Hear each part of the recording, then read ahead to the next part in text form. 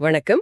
நாம இன்னைக்கு கந்தாஸ் மணியோட ஒரு அருமையான கட்டுரை நிறுவனத்தில் ஜென் ஏஐ பயிற்சி மற்றும் அறிவு பரிமாற்றம் இது பத்தி கொஞ்சம் விரிவா பார்க்க போறோம். ஆமா, இது ரொம்ப முக்கியமான தலைப்பு இப்போ. கண்டிப்பா. நிறுவனங்கள்ல புதுசா ஆள் எடுக்கிறது, அவங்களுக்கு ட்ரைனிங் கொடுக்கறது, நாலேஜ் டிரான்ஸ்ஃபர் பண்றது, அப்புறம் இந்த ரிக்வயர்மெண்ட் கேதரிங், பிசினஸ் ப்ரொபோசல் தயார் பண்றது, இதுலெல்லாம் இப்போ என்ன சவால் இருக்கு, அதுக்கு ஜென் ஏஐ எப்படி உதவலான்னு தான் இன்னைக்கு நம்ம அலச போறோம். சரிதான். கட்டுரையில சொல்ற மாதிரி நிறைய நேரம் இந்த மீட்டிங்ஸ் டிஸ்கஷன்ஸ் இதுக்கே போயிடுது இல்லையா? ஆமா. அப்புறம் பிசினஸ சரியா புரிஞ்சுக்கிறதுல ஒரு கேப் இருக்கு. நாலேஜ் டிரான்ஸ்ஃபர் சில சமயம் ரொம்ப மெதுவா நடக்குது. சந்தேகங்கள் கேட்டா கூட அதுக்கு பதில் வர லேட் ஆகுது. இதெல்லாம் கடைசியில அந்த ஆன் டைம் டெலிவரி, அதாவது ஓடிடியை பாதிக்குதுன்னு ஆசிரியர் சொல்றாரு. கரெக்ட். இதுக்கெல்லாம் தீர்வா அவர் ஜென் ஏஐய முன்னாடி வைக்கிறாரு. என்ன மாதிரி தீர்வுகள் சொல்றாரு? நிறைய இருக்கு.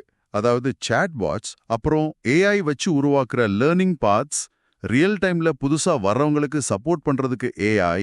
ஓ, இன்ட்ரெஸ்டிங். ஆமா.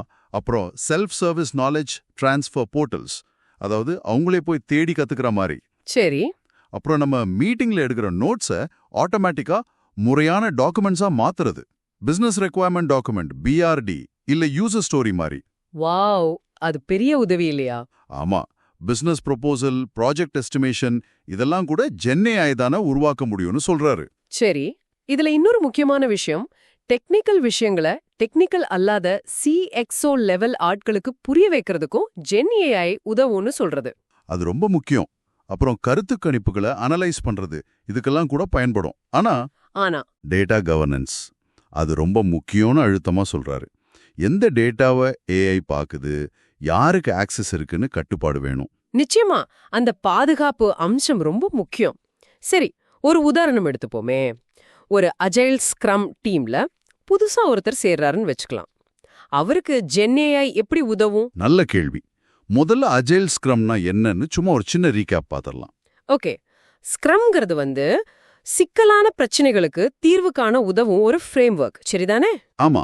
இதுல ஒரு ப்ராடக்ட் ஓனர் இருப்பாரு, அவர் வேலைகளை வரிசைப்படுத்துவாரு. அப்புறம் ஸ்க்ரம் டீம் டெவலப்பர்ஸ் எல்லாரும் சேர்ந்து ஸ்பிரிண்ட்னு சொல்ற ஒரு குறுகிய காலக்கெடுவுக்குள்ள ஒரு ஒர்க்கிங் ப்ராடக்ட், ஒரு இன்கிரிமெண்ட் கொடுப்பாங்க. கரெக்ட்.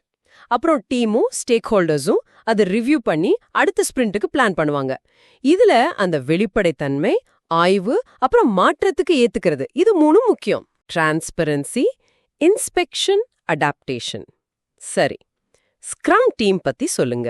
அது பொதுவா ஒரு 10 பேர் இல்ல அதுக்கும் குறைவா இருக்கிற சின்ன team, self managing cross functional டீம்னு சொல்லுவாங்க. அதுல யார் யார் இருப்பாங்க?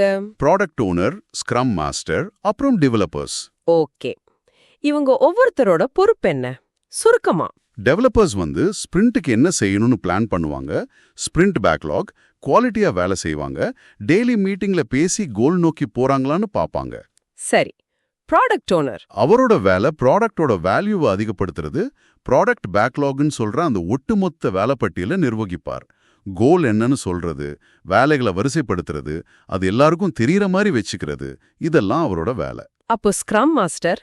அவர்தான் அந்த ஸ்க்ரம் ப்ராசஸ் சரியா நடக்க ஹெல்ப் பண்றவரு, டீம் நல்லா வேலை செய்ய உதவுறது, தடைகளை நீக்கிறது, ஸ்க்ரம் மீட்டிங்ஸ் எல்லாம் சரியா நடக்குதான்னு பாக்குறது, இதெல்லாம் அவரோட பொறுப்பு. ஓகே, இப்ப புரியுது. இப்ப நம்ம கேள்விக்கு வருவோம். புதுசா வர ஒருத்தருக்கு இந்த ஸ்க்ரம் பொறுப்புகள், அப்புறம் அந்த sprint planning, daily scrum, review, retrospective, இந்த மீட்டிங்ஸ் பத்தியெல்லாம் தெரிஞ்சுக்க ஜேஏஐ எப்படி உதவும்?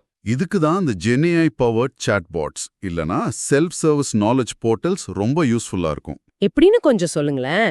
இப்போ புதுசா வந்தவருக்கு ப்ராடக்ட் பேக்லாக்னா என்னன்னு தெரியல, இல்ல டெய்லி ஸ்க்ரம்ல என்ன பேசணும்னு குழப்பமா இருக்குன்னு வைங்க. அவர் மத்தவங்களோட நேரத்துக்காக காத்திருக்காம உடனே அந்த சாட்பாட்ல கேட்டா அது விளக்கம் கொடுக்கும். ஓ, அப்போ அந்த ஆரம்பகட்ட தயக்கங்கள், கேள்வி கேட்கலாமா வேண்டாமாங்கிற யோசனை எல்லாம் குறையும், நேரமும் மிச்சமாகும். நிச்சயமா அவர் வேகமா குழுவோட சேர்ந்து வேலை செய்ய ஆரம்பிக்கலாம். அது மட்டும் இல்ல, ஒரு யூசர் ஸ்டோரியில டவுட் இருந்தா கூட அது சம்பந்தமான பழைய டிஸ்கஷன்ஸ், முடிவுகள், டெக்னிக்கல் டீடைல்ஸ் எல்லாத்தையும் ஜென் ஏஐ தொகுத்து கொடுத்தா அது இன்னும் பெரிய உதவியா இருக்கும் இல்லையா? எக்ஸாக்ட்லி. அதுதான் அறிவு பரிமாற்றத்தை வேகப்படுத்துறது, ஆழப்படுத்துறது. கந்தாஸ் மணி சொல்ற மாதிரி இது நேரடியா ஆன் டைம் டெலிவரிய, ஓடிடிய இம்ப்ரூவ் பண்ண உதவும். ஆக மொத்தத்துல நிறுவனங்கள்ல onboarding, knowledge transfer, requirement gathering, proposal கிரியேஷன்னு பல இடங்கள்ல ஜேஏஐ ஒரு பெரிய தாக்கத்தை ஏற்படுத்த போகுது. ஆமா, குறிப்பா அஜைல் மாதிரி வேகமா இயங்குற சூழல்கள்ல இதோட பயன் ரொம்ப அதிகமா தெரியும்னு தோணுது.